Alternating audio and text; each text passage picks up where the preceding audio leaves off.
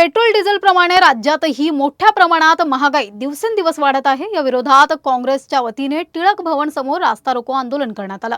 राज्यातील अर्ध मंत्रिमंडळ दिल्लीत वारीवर आहे, मात्र येताना शेतकऱ्यांच्या मागण्यासंदर्भात तोडगा काढून घेऊन यावे, अन्यथा यापेक्षा अधिक तीव्र आंदोलन करण्यात येईल। तसंच शेतकऱ्यांच्या मागण्या पूर्ण होत नाही तोपर्यंत शांत बसणार नाही, असं देखील हर्षवर्धन सपकाळ यांनी म्हटलंय। आणि या संदर्भात काँग्रेस प्रदेशाध्यक्ष हर्षवर्धन सपकाळ यांच्याशी बातचीत केली आहे आमचे प्रतिनिधी संतोष मोरे यांनी। पाहूयात।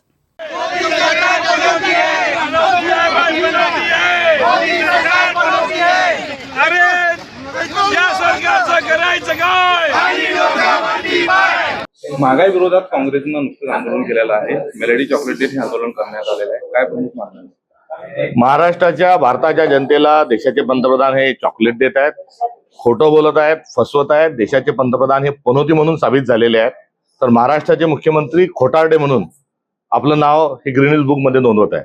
पेट्रोल पंपावर पेट्रोलसाठी डिझेलसाठी लांबच्या लांब रांगा आहेत, सिलेंडर गायब आहे आणि यासोबतच शेतकरी परेशान आहे। आणि असे असताना ना शेतमालाला भाव, ना तरुणांना रोजगार आणि ना डिझेल पेट्रोलमुळे एक मोठ्या संकट आलेलं असताना आज अर्ध मंत्रिमंडळ दिल्लीला गेलेलं आहे आणि दिल्लीवरून हात हलवत वापस न येता किंवा चॉकलेट वापस घेऊन न येता त्यांनी ठोस स्वरूपामध्ये महाराष्ट्राला पॅकेज घेऊन यावं करिता आम्ही आज या ठिकाणी निषेध मोर्चा काढला होता। मात्र मुख्यमंत्री म्हणतात की पेट्रोल डिझेल कुठली कमतरता नाहीये, फक्त कुठेतरी काळा बाजार होण्याची शक्यता आहे। जर टंचाई नाही तर उन्हाळ्यामध्ये ऊन खाण्याकरता मोठ्या प्रमाणावर शेतकरी जे आहेत ते रस्त्यावर उतरलेले आहेत का?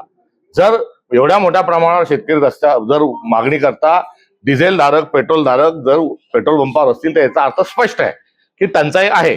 टंचाई कबूल करून त्याचं निराकरण करण्याच्या ऐवजी खोटं बोलणं हे देवेंद्र फडणवीसांनी थांबावं। मात्र मंत्रिमंडळ अर्ध मंत्रिमंडळ मुंबई दिल्लीमध्ये त्यांनी अर्ध्या मंत्रिमंडळ दिल्लीला गेलेलं आहे, त्यांनी हात हलवत येऊ नये, चॉकलेट आम्हाला आणू नये, त्यांनी ठोस स्वरूपाचं समाधान घेऊन दिल्लीहून परतावं, अन्यथा दिल्लीतच राहावं। मात्र जागेसाठी सातत्यानं कुठेतरी सुरू आहे। मात्र शेतकऱ्यांच्या प्रश्नासाठी किंवा निधीसाठी असो, कर्जमाफी असो, यासाठी कुठल्याही प्रकारचं दिल्लीमध्ये शिष्टमंडळ जातं त्यांना याच्याशी समस्याशी काही देणं घेणं नाही। गँग ऑफ ट्रिपल इंजिन सरकार आहे, सत्तेसाठी हापापलेले आहे आणि स्थानिक स्वराज्य संस्थांच्या आमदारकीच्या निवडणुकीकरता घोडेबाजार यांनी सुरू केलाय।